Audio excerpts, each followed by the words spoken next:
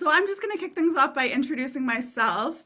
So for those of you who haven't joined a solidarity session before, my name is Emma Jackson, and I am the outreach director on the Lewis for Leader campaign. This is our fourth solidarity session tonight on the incredibly, important topic of championing women's rights and gender equality. And we are just so honored to have Leah Gazan with us this evening in order to talk about all of the incredible work that she's been doing, both in the House of Commons and outside of it. And so, yeah, very, very excited to kick off this evening. I am based on Treaty 6 territory in Amiskwaciy, Waskahigan, also known as Edmonton, Alberta. And that is the land of the Cree, the Dene, the Nakota Sioux, the Saulteaux, and the Métis people. And as I was thinking about this, we make sure that we acknowledge the land that we're calling in from on this campaign, broadly across the country. And I think it's so important, especially for this session tonight, to really ground ourselves in the fact that a lot of the remaining fight for gender justice across these lands is really rooted in this imposition of colonial systems. And so, especially where I am based, in the prairies, there are, matriarchal cultures and governance systems that go back long before colonization, and that really were rooted in the empowerment of women and really, didn't have the gender binary in the way that we do today. And so really want to lift that up. So a couple of just housekeeping items for this evening. As always, you can access closed captioning for the call at the very bottom of your screen. So you'll see sort of a CC icon. We also have live interpretation this evening. Alors, si tu parles en français et tu préfères écouter l'appel en français, tu peux cliquer sur le globe sur le dessous de ton écran, le bas de l'écran, et Marwan, notre bénévole, va parler en français. Alors, Marwan va traduire de l'anglais vers le français. So for those of you who would prefer to listen to the call in French, we do have live interpretation available on this call.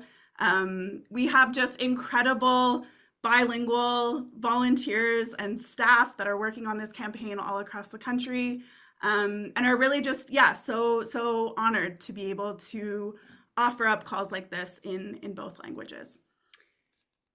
So once again, please introduce yourselves in the chat. I see that people are already doing that, and that is very, very awesome, and we really appreciate all of you being with us.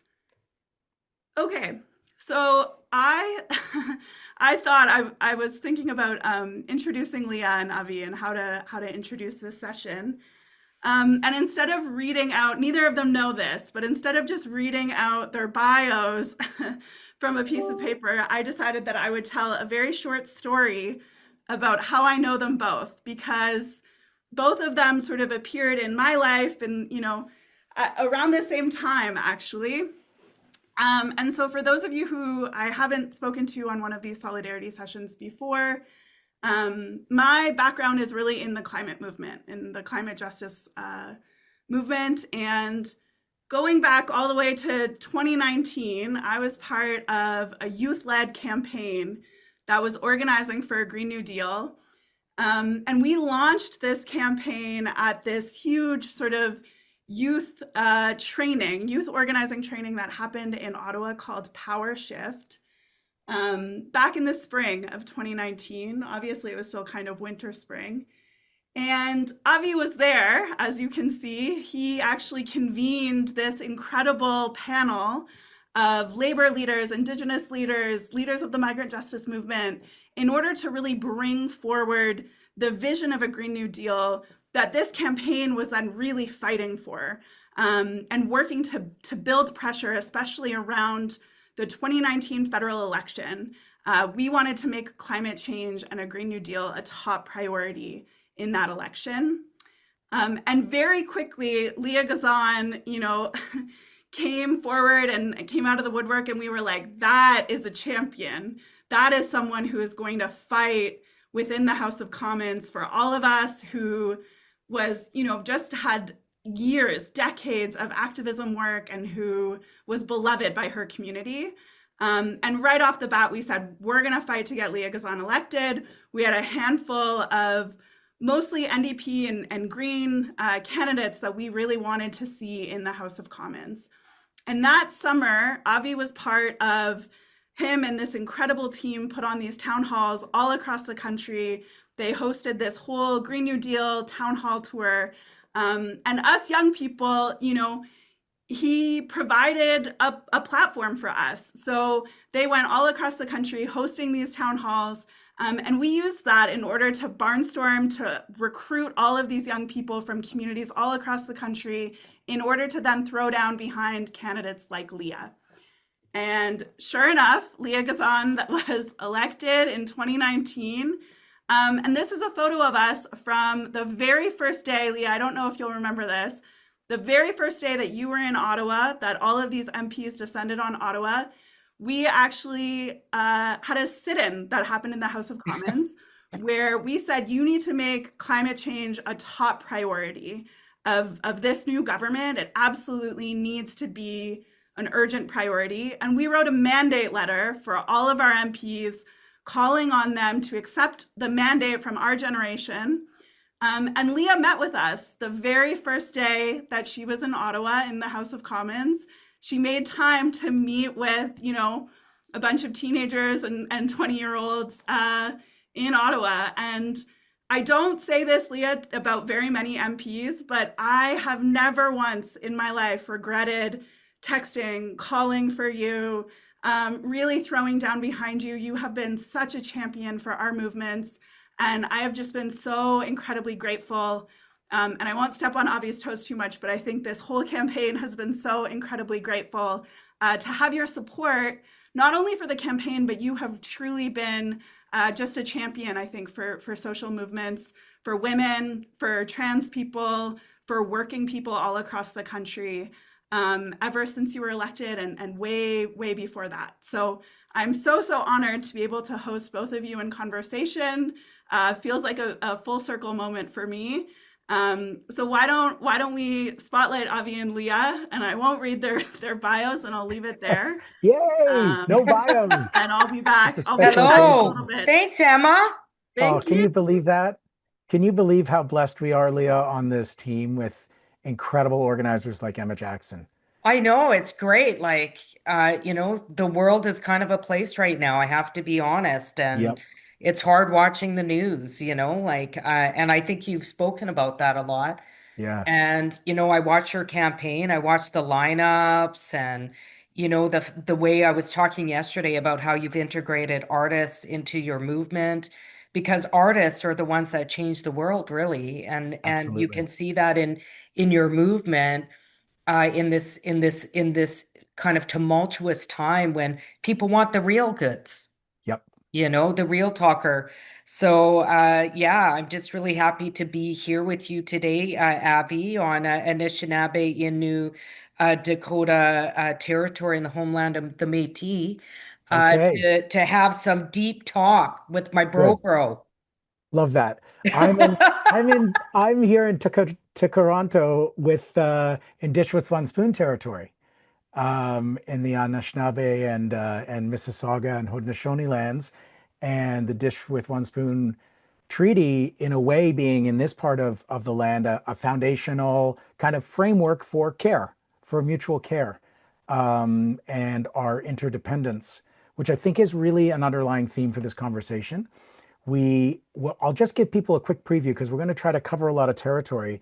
Um, we're going to talk a little bit about challenges facing trans people.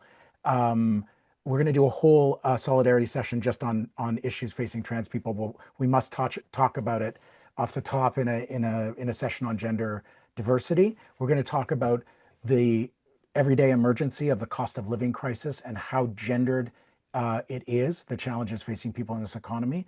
We want to talk about the care economy and affordable public child care. And we want to talk about missing and murdered Indigenous women and girls and two-spirit family members, and the gendered violence that has also been. I mean, all of these have been causes that you've championed in the House of Commons, Leah, and it is a measure of just what a hero and what an enormous burden you have carried in that place, in that colonial, testosterone soaked, frequently nasty place. You have carried all of these fundamental issues for so many communities across our land. So that's what we're hoping to try to jam into 30, 40 minutes of talk. So you and I will have to exercise a little bit of discipline because when we get Sure. going, we get Well, you going. know me, Avi, I'm really disciplined. Okay, just so everybody knows. Yeah. Thank you. Thank you I'm for a good starting us. troublemaker. You're a good troublemaker. It's why I've always loved you so much, Leah. So let's start. I mean, as I said, we're going to do a solidarity session on trans rights. Um, but let's talk about that first a little bit because for trans and non-binary people, the challenges they face are unique. We're not conflating them with the challenges faced by women, but we want to just start off with this community because we've seen this unbelievable attack on trans folks, really in the crosshairs of rising extreme right wing neo fascist movements in Canada. We've had Danielle Smith invoke the notwithstanding clause to trample the rights of trans kids and families with trans members. And you have really been standing up in the House of Commons and in your writing and elsewhere. Tell us a little bit about what you've been working on when it comes to trans rights in federal politics. Well, I currently have a petition, and I kind of see my role in that space as an ally. And here's the backstory. I'm a storyteller. I'll control myself, but Cool. I went to an event with the Somalian community in my riding yesterday, and I said when and told them, I'm here to stand with you in solidarity. A lot of them have family in Minnesota right now. Yeah. Oh But my my goodness. father, Yeah. as you know, was a Holocaust survivor, and I grew up in a household with a father that had this like intense fear of fascism. Like he was always worried about fascism coming. So, what we've seen in politics, I've been training for my whole life, right? Yep. With a father that, had a lot of war trauma, quite frankly, a sweet guy, but had a lot of war trauma. But he used to talk about whenever somebody talks about leaving somebody off the boat, you have to stop the conversation right there. Wow. Is it going to be the LGBTQ community? Is it going to be women? Is it going to be children? Is it going to be the disabled community? And we know in the rise of fascism, there's certain groups that are hit first. Yeah. And historically, it's been the trans community. It's been women, reproductive rights, gender affirming care, abortion care, the whole push against immigrants and migrants. And, it's unfortunate in the House of Commons, like representation does matter. Like I often say, if I wasn't there, who would be talking, who'd be taking my spot, who'd talk about things like murdered and missing Indigenous women and girls and Indigenous rights, or the connection between resource extraction and increased violence against Indigenous women and girls in man camps? Like, who would be talking about this? Mhm. And so we need to elect a diverse crew, which is one of the things that I've really appreciated about your campaign is that you're making sure everybody has a place on the boat, Avi. And I'm glad that you're having a solidarity session with members of the trans community. I certainly can't speak on behalf of other communities, but what I can say is that we do, I hope in the next election, once you're elected our leader, that we can recruit individuals from the trans community that will Yes. run Yes. because And we need win trans and folks win. taking up spots. Yes. Yeah. Yeah. Absolutely. How did the petition come about? Well, like I said, I'm an ally, and my whole political career, even my sign, it says community at the center. So I don't really see myself as the leader. I see myself in kind of like a traditional role, like in Indigenous governance structures. Mm, In structures like Indigenous leaders were actually the ones told what to do right. by the community, Right. right? And so when I have community members that approach me about different matters that they want me to push at the front, I do that. So I had members of the trans community ask me to put forward a petition, focusing on like the erasure of rights for trans folks, and not only just on in the States, we talk about the States, but like Bill C-12 that was just passed place particularly trans folks that are coming to Canada, for example, from the United States, Yep. at risk of being found out because of new legislation providing access to like different like oversight bodies like CSIS to be able to access information and share that information about where somebody has been, what if they've seen a doctor, Yeah. for what. This is incredibly dangerous. Yeah. And so, like, you can't pick and choose when to uphold human rights. I've said that for years, and it's Yep. caught on in the Yeah. party to those words. In fact, you can't pick and choose when to uphold human rights. You can't just uphold human rights when it suits your political and economic That's it. interest. Human rights are human rights are human rights. Well, this is a case where I'm seeing even the Liberal government picking and choosing whose human rights they're going to uphold, and it's certainly not with the lens of protecting women, reproductive care, gender affirming care that particularly impact women, but particularly trans folks who are under attack in this country to get access to things like gender affirming care. Yeah, yeah. It's been one of the joys of watching our campaign sort of start to snowball is we've been getting bigger and bigger crowds, as you know, from 600 people in Vancouver, packed out rooms, 350 in Calgary and Edmonton, I and a thought huge you weren't number. electable in Alberta, Avi. Yeah, You're packing the house. we had big crowds in Alberta because progressives in Alberta are up against the nastiest provincial government maybe of all time in Canada, and Yeah. particularly trans folks because of the way that they've been targeted.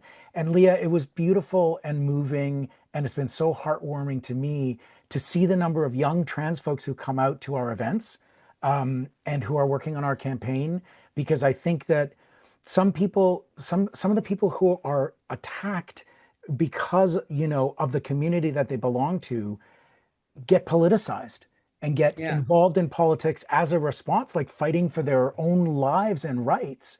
Yeah. And they've been a huge source of political organizing power, especially trans youth, on our campaign.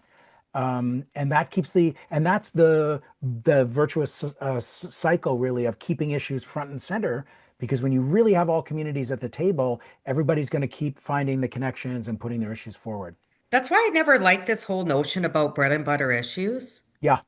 Like, if you're a trans person, a bread and butter issue right now is getting gender affirming care and just being able to survive Yeah. free from violence. Like, That's that's a it. bread and butter issue. Let's Right. be honest here.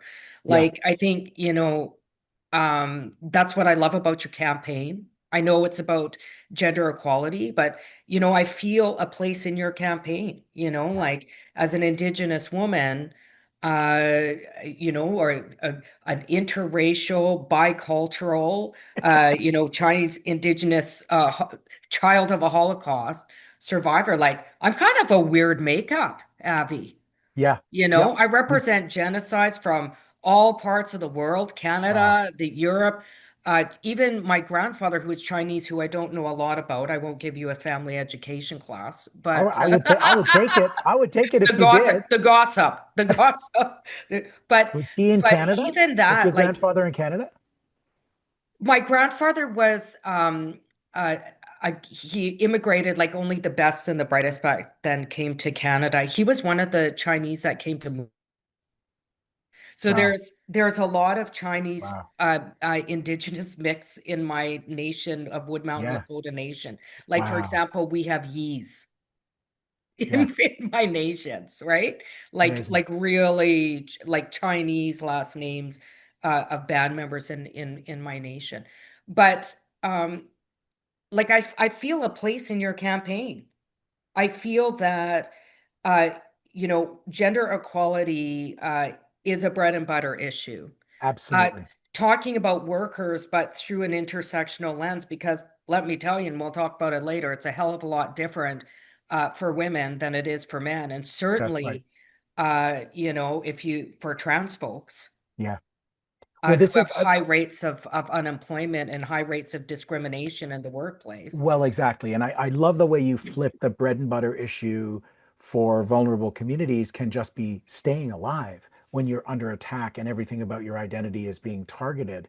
And on the flip side, the economic issues, the everyday emergency of just getting by in an impossible economy that we've been laser focused on since we launched our campaign, the impacts of the cost of living crisis are deeply gendered. And you've been on this for a very long time about how women and gender diverse people are disproportionately impacted by issues of affordability. And now I also know that you represent, I guess, the poorest or the riding with the poorest postal codes in the country, right? Yeah, In the Winnipeg. highest number of kids in care. Right. There you go. One of the poorest ridings in the country. Absolutely. So tell me how you see, the affordability crisis. We are taking that issue back, okay? Because Yeah, Polyev has been banging on about it. He's got no solutions. He's yeah, literally saying, "I'm going to make your groceries more affordable by cutting the taxes." There's barely any taxes on anything at the grocery store already, right? exactly. But Yeah, we are taking this issue back. This is our issue because it yeah. speaks to how the 99% lead their lives. Tell me how you see the intersection of gender, diversity, of women, and the affordability crisis in your place. Well, I think you just have to look at, traditional employment for women. Women are predominantly outnumber men in the care economy. Yeah. Care economy jobs are the lowest paid. Often talk about, I was an early childhood educator. I didn't leave I because didn't I know didn't this like until kids. recently. You, Like, you should hear me. You should see me with kids. I'm just like, there's like Parliament Leah, and then there's dog Leah yeah, and kid Leah, right? Like, it's like there's different Leahs, yeah, all the time. But I left because the wages were so low, even for me as a young person, that I knew I couldn't sustain myself in life. I could barely afford a shitty apartment. I was making 800 bucks a month um, before taxes. I remember it was like a couple of years ago, it was about 6 years ago, and there was this like big childcare movement. They were fighting for 21K a year. I was like, what? Guys are fighting. That's not even livable. You right. know, uh, no benefits, no pensions, no unions, no no dental programs, healthcare, prescription, like nothing, right? And the lowest wages, and those jobs are done by women, but not just women. And this is why we need to look at gender equality, not from just in binary ways, but through intersectional lenses. The majority, if you Mm. look at even childcare, the majority of women working in childcare are a newcomer and immigrant Yep, communities. yep, So it predominantly affects racialized Indigenous communities who are at the lowest end of the pay grid. yeah, And the system has been built like that. I often talk about how seniors, one of the reasons I actually fought for and continue to push for a guaranteed livable basic income, that in neoliberal systems, unpaid care work isn't considered work. right. There's so many seniors, like senior women that are like in their 70s, 80s, worked in the home, did unpaid care work their whole life, don't have a pension, living in Yeah, poverty. yep. I, Uh, we I'm, talk about even about gender-based violence. yeah, We know that one of the reasons why individuals are forced to stay in violent situations is because they don't have the economic resources to leave. That's one of the reasons why women's shelters and women's organizations from across the country supported my bill for a guaranteed livable basic income, something that Lori Idlout is championing now yeah, um, wonderful. in It's, front of the house. it's Yeah. funny. I'm having so many flashbacks talking to you because I'm in Toronto and I'm visiting my folks.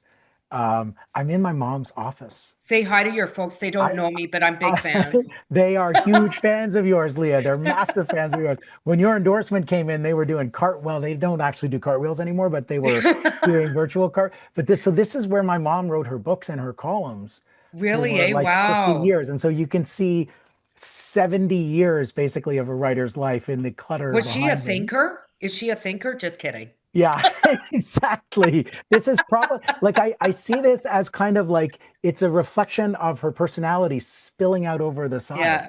Yeah. Um, and I remember in the 80s, her introducing me to the work of Marilyn Waring, this incredible economist, from New Zealand who first started to quantify the value of unpaid women's labor. Yeah. Flash forward to my climate justice course that I taught at UBC, and there was an Oxfam study a few years ago that counted up the current value of unpaid women's work, from carrying water to Yeah. taking care of kids to growing food on planet Earth. It's the equivalent, or it was when the study was published, of $11 trillion a year, which is a subsidy of the women of the world to Yeah. capitalism. Yeah. And like when you start to actually think about care as the underpinning of our economy, it completely changes the conversation. I don't understand why a daycare worker makes less money than a CEO. Who contributes more to holding our society together? And Well, yet and it's and the here's the thing, Abby. Like I became a teacher because I thought, well, I like kids. At least I can still be with kids, but I'll get benefits and a pension and I'll be in a union. Um, I did the same thing as when I was doing early childhood education. I had the same sort of lesson planning and teaching I had to do as an early childhood educator. But as an early childhood educator, I was making $8 an hour. yeah, And I mean, it's not that teachers are paid an enormous wage either, let me tell you. Talk about how devalued teachers are in Canadian society, even though yeah, we're training, the bus drivers, the flight attendants, the lawyers, the doctors, and even jerks like Pierre Polyev. Pierre Polyev went to school, Avi. yep. And we all paid for it. We all And pay for and underpaid women taught that guy. it. Exactly. Yeah, You yeah, know? yeah. Yeah. The another really important intersection I know in your city, because I've been lucky enough to get to Winnipeg twice now, during the course of the leadership race, is the fundamental place of safe and affordable and secure housing, um, for women, not just escaping violent situations, but just building a life. And touring the West Central Women's Resource Center with your friend Lori English, who, I mean, a hero, and a warrior in this country on the front lines of the housing emergency, for women. This has been something that you've really done incredibly well as a member of parliament, actually going to Ottawa, getting the resources for housing projects in Winnipeg. And I mean, this is a fundamental issue of justice in society, of human rights, of gender equity. Um, how did you understand that before you got elected, that this would be something that you could do as an MP, or is this something that you realized when you think about representing your community just was an existential necessity? Because I know you've done a lot for your community in that Yeah. central issue of housing. So I'm a kind of a funny person, Avi. I never kind of wanted to be an MP.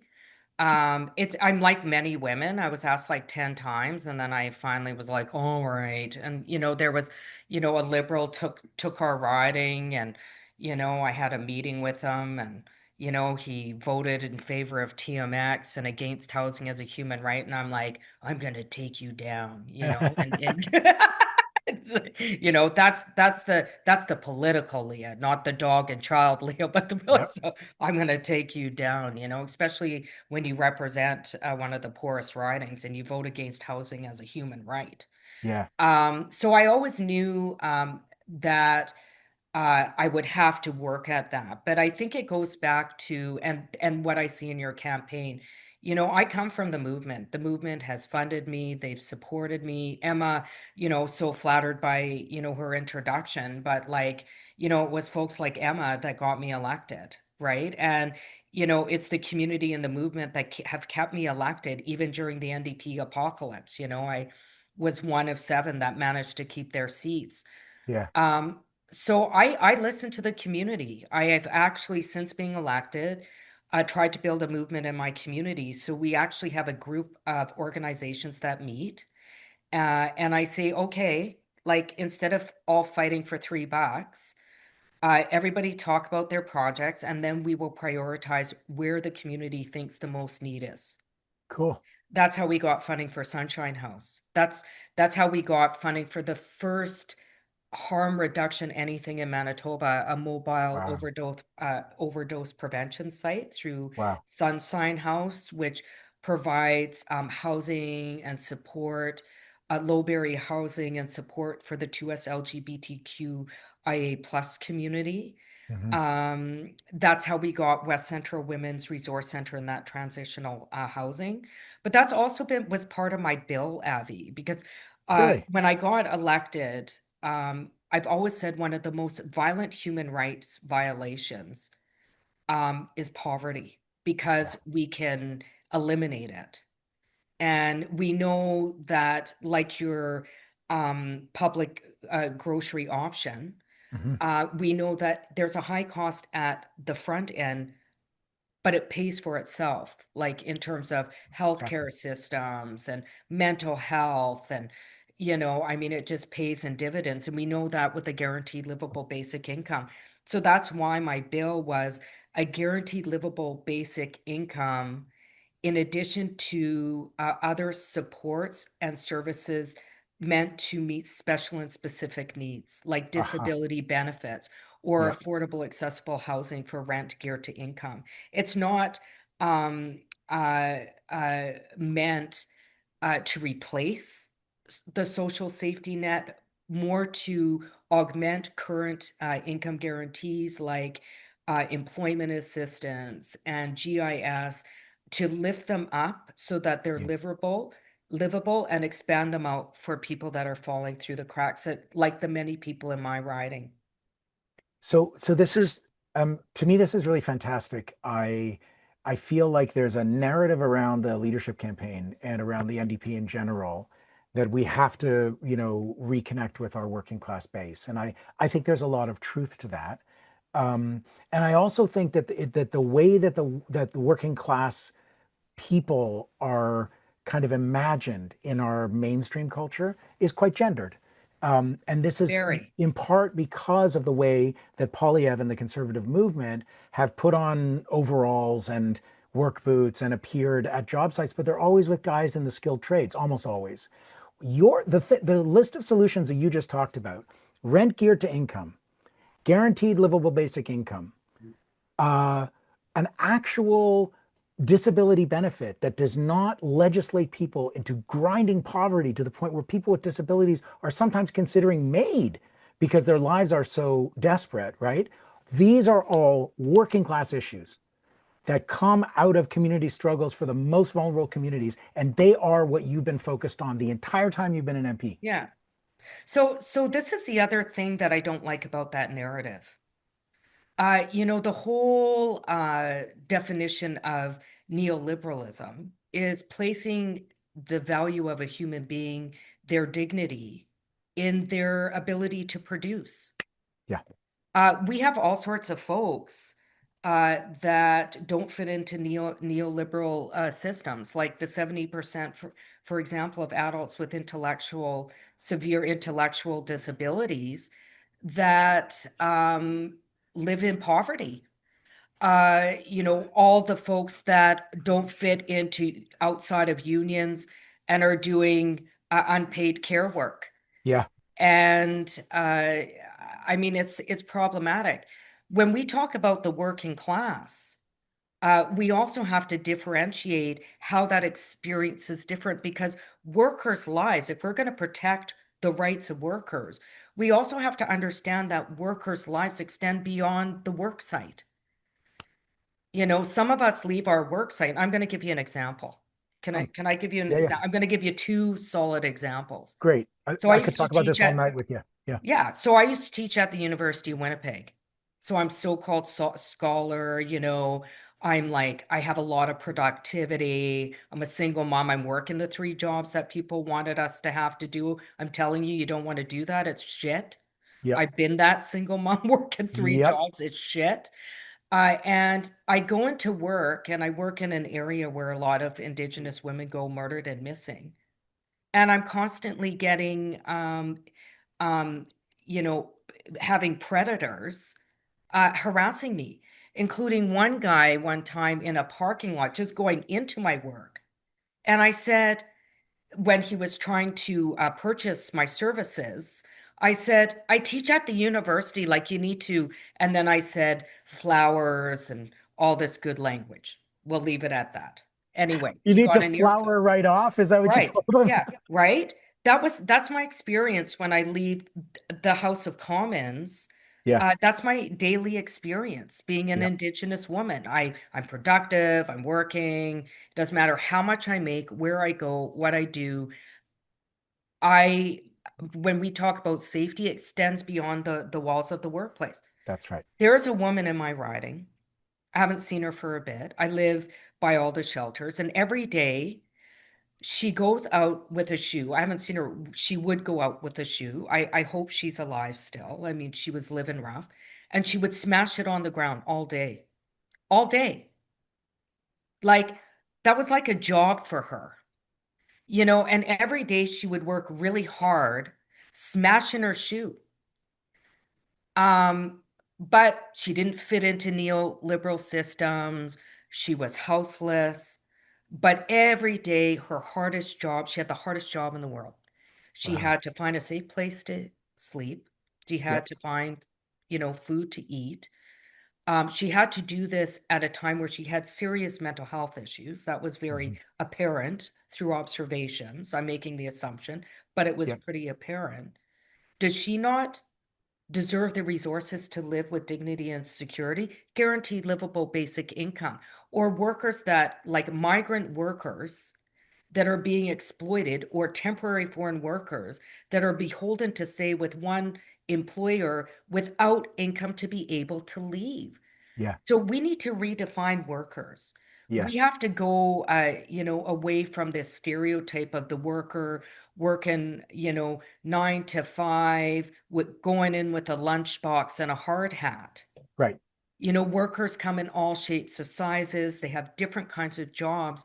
We all have different access to the labor market, and we Yep. need to um, design systems that honor workers, which in unpaid work, paid work, unionized and ununionized work.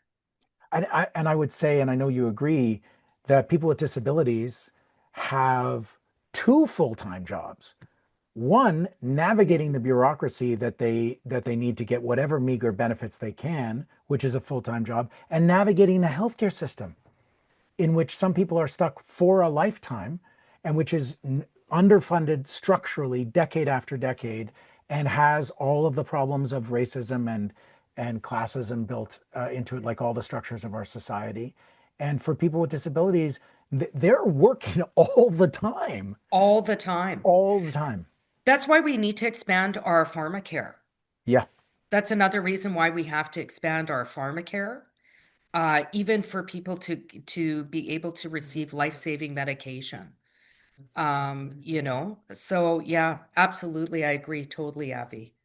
I've always wanted to ask you to tell me the story of how the Red Dress Alert came together. It's one of the things that you're kind of most famous for, and you and I have never talked about it explicitly. Can you tell me how that came about and what the experience of getting that through the House was like? So again, it's like everything that I've accomplished has been because of the movement. So, you know, I've been working, advocating for more resources for Indigenous women and girls, 2S, LGBTQIA plus prior to being elected. So, Yep. I did the We Care campaign, for example, just to bring awareness to try and get a national inquiry. Um, and one of the things that came out of the inquiry is that there was a tendency to either over police Indigenous people or under police. And Right. in the case when Indigenous women went missing, nobody would look for us. So we would say, so the red dress alert, I think it was during the pandemic. I did a Yeah. tweet. We should As do you as you do. a red dress alert, something like that, like an Amber Alert. Mm, Anyway, I got called by a TV station.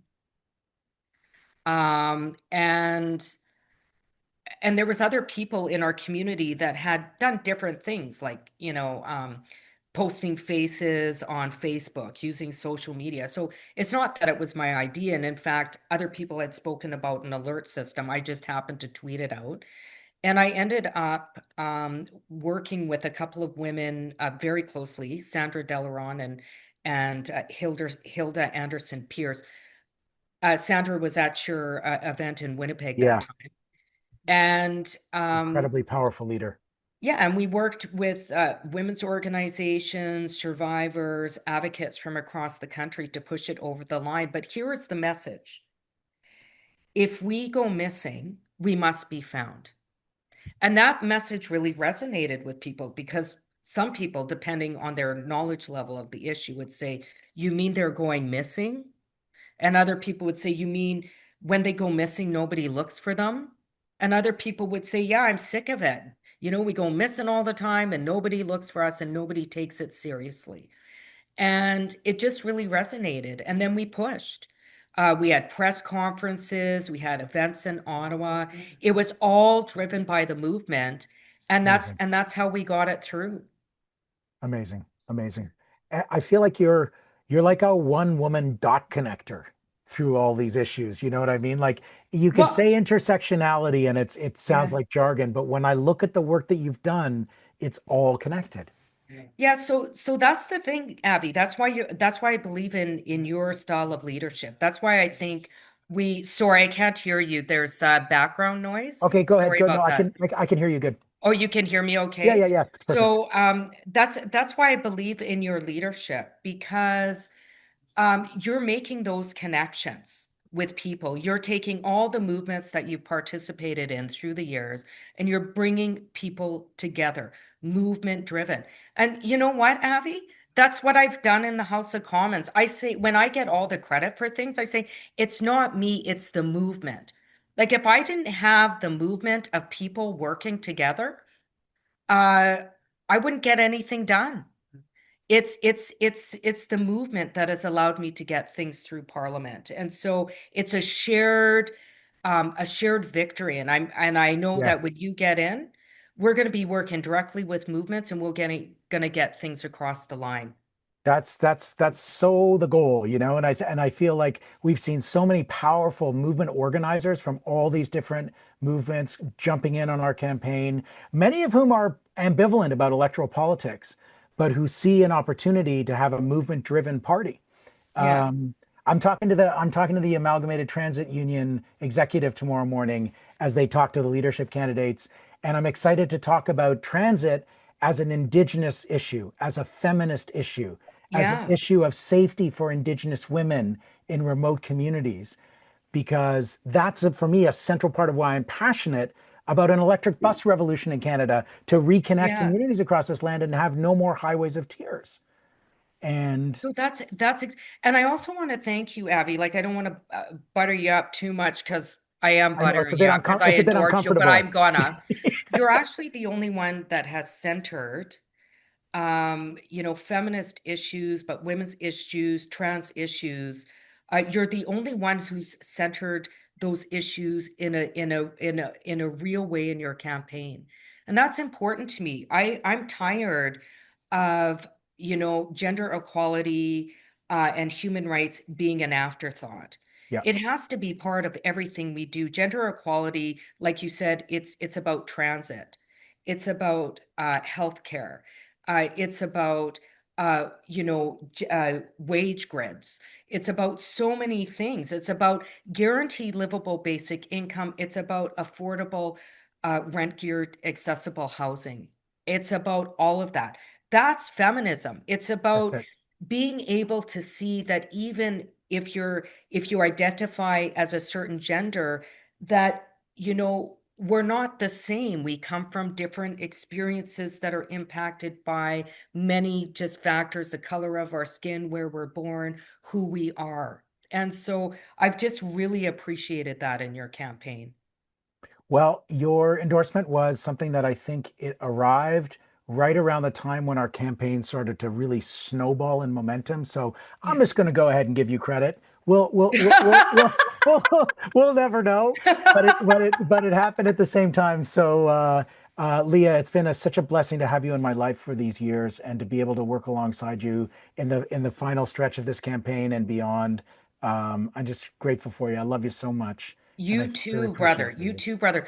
Here's the thing, though. We have what, 2 more days to buy memberships? Yeah, thank you for getting to the organizing ask. No, no, no. And fundraising, but 2 more days. If I'm right, 2 more days. Correct. Wednesday's the due date, or you can't vote in the election. Is that right? Exactly right. Emma, do Okay. you want to pick that up and run No, with it? this is perfect. I mean, Leah, you can just do these calls to action. I'll go through the slides and you throw them out there. Um, Listening to both of you just makes me so hopeful. I see that as coming up so much in the chat. So many people saying this conversation has made me feel so hopeful, which I think is just it's a really rare emotion right now. I think it is very scarce to feel that way. As Avi said, I'm one of those people who is, not a diehard, fan of electoral politics. And yet I think picturing the two of you fighting in the House of Commons together, it makes me feel hopeful and it makes me feel yeah, just incredibly, I think, motivated about what we can accomplish together. I think we need champions inside the House of Commons. And so we can't do that, obviously, without getting Avi elected as the next leader of the federal NDP. And the only way that we can do that is if you become a member by January 28th. So we are down to the wire. Like you said, Leah, we have 2 days left. So if you are on this call and you are not yet a member of the federal NDP, do it now. We don't know what's going to happen to the website on January 28th. We don't know, the obstacles or challenges or what's going to happen. So become a member now so that you can vote in the race at the end of March. And then the other thing that I want to lift up, we have been doing something that, for lack of a better word, I would say is kind of cuckoo crazy on this campaign, which is for the past 4 days, our staff and volunteers all across the country have been hanging out on Zoom, making calls, reaching out to our friends and family, texting everyone we know, and we're doing that work together. I need to get eye drops because my eyes have become like I've been on Zoom for like so 3 days straight. dry from sitting on Zoom for 3 days straight. But it really is. It's been like a very beautiful, energizing time to meet people all across the country in sort of this virtual campaign office. Leah stopped by yesterday Oh, fun. for a little That bit. I'm With so sorry I Peyton. missed that. It Can I sounded give like a shout fun. out to Peyton quickly? Peyton Oh Yes, worked yeah. with please me. do. Peyton's on your team. Peyton is actually, we worked together on that $10 a day childcare. Yeah. You can thank Peyton Veach. He did a lot of the background work that I got all the glory for. Just Fab, giving Amazing. you the let's get shout a out, spotlight on Peyton. Peyton. Yes, Thank Yeah. you, yes. Leah. I appreciate it.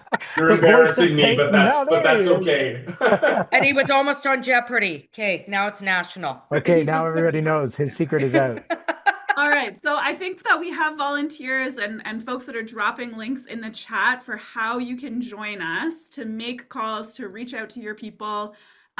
One really critical thing, and I've been saying this since I joined the campaign, we cannot underestimate the value of direct asks to the people in your life. That is where we are seeing overwhelmingly the most impact. When people get reached out to by someone that they know and trust, they are just 10 times, 20 times, 30 times more likely to actually follow through with that ask. I think we have a template message that we're going to drop in the chat. We're literally making this as easy as possible so you can copy and paste it and just send it to 10 friends. That's the way that we can bring numbers in. We need thousands of people to sign up and become members of the party in order to get this done. We're also going to drop the links to those phone-a-thons so you can come hang out with us on Zoom, make calls, reach out to your people. And then finally, Avi, what else can people do? Well, donating is incredibly important. And we've really been focused on this membership deadline, but we are shattering fundraising records for an NDP leadership race.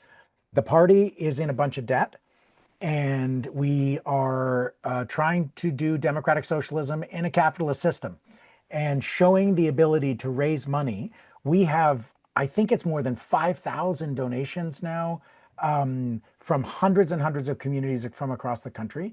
And the average donation is somewhere like a little over $100. The maximum donation is $1,775 in a year to a leadership campaign. But we value large numbers of smaller donations because people, and we're not shy about it. We're proud to ask for money, and we don't consider it a gift or charity. It is a material participation in this work. You give your time, you give your creativity, and you give some money, and this thing lifts off. We pay our staff on this campaign. We're very proud that we have for sure the largest paid staff of any campaign in this leadership race, because we're a really big group of people that are doing this giant national thing, and it costs money, and it's working. Yeah, and just want to lift up like paid staff that are helping to lead also with thousands of volunteers all across the country, volunteers who also benefit from having resources to get food, to reach out to their people, to host events, to book venues, to make buttons, to everything like that. I sent out an email not that long ago really lifting up the fact that fundraising is organizing. This is an opportunity for us to make concrete, direct asks of people, to bring them into the vision and to say, this is what you're paying for. Do you want someone in the House of Commons who is going to fight and talk about things like a public option for groceries, who's going to really shift the consciousness and shift the terms of debate, and get these ideas out there and actually fight to win them? Like, we need people in the House of Commons who are going to make this agenda real, and that costs money. And so, yeah, for those of you who can, please make a donation to the campaign. And if I can jump in, like, we need Avi. I need Avi. It's been tough this time round. And I need Avi. I need Avi in the House of Commons. I need somebody who's unapologetic about standing up for human rights without exception or qualification, that understands that you don't need to violate human rights and kill the earth to build a better world for everybody, to create good jobs, to invest in things that matter to people now, like public options for food, or standing up for migrant workers. Thank you to Avi for putting out a jobs plan that also spoke about exploited migrant workers. Like, if we're not talking about that after the pandemic, when we saw people dying in meat packing plants, living in pretty much solitary confinement with food rations, that's a problem. Thank you. Thank you for centering, gender equality, but also thank you for, centering other critical issues like bodily autonomy and gender affirming care and the right to access abortion care as part of your policy platform. If you look at what's happening in the States, if we don't think these are bread and butter issues, we are delusional. And one of the things I learned from my father is democracy is fragile. $5, buy a membership. This is going to be so fun. I remember my nomination. You bought a membership, partay, It's like you got to go, you got to vote, super exciting, big celebrations.